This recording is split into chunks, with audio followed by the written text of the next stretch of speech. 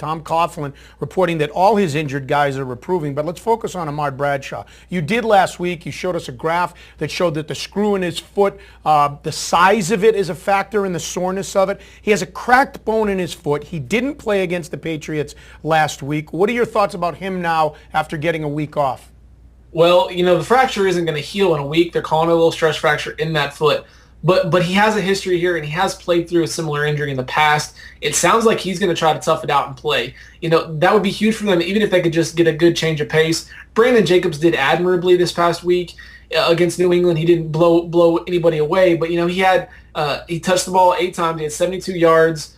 He scored a touchdown. He had a couple catches out of the backfield. So Jacobs is a guy that if you've got Bradshaw, I definitely would handcuff the two together. But for me, there's always the risk that if Bradshaw goes out there on a fractured foot, that it's going to get worse and that he's going to have to exit the game.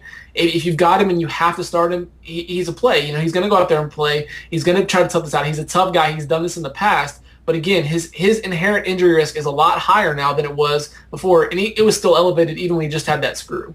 Jeff, you used the phrase tough it out. Is it really just soreness? Is it pain? I mean, you used the diagram of the foot last week and showed that the size of the screw can affect it. Is it really what he can tolerate? He's not injuring the foot anymore, is he? Well, and that's what they're hoping. They're going to consult with a couple more doctors to make sure that there isn't anything he can do to make that worse, or even run the risk of that screw getting displaced or even breaking if that's the case. Again, I still think it's all about tolerance at this point.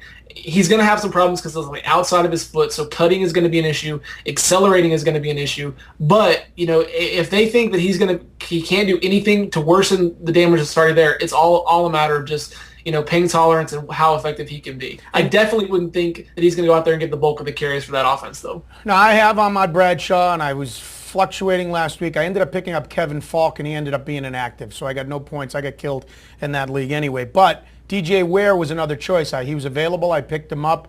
Again, if you're faced with that situation and you got to wait till game time, without Bradshaw in the game, you could have worse people to start, couldn't you?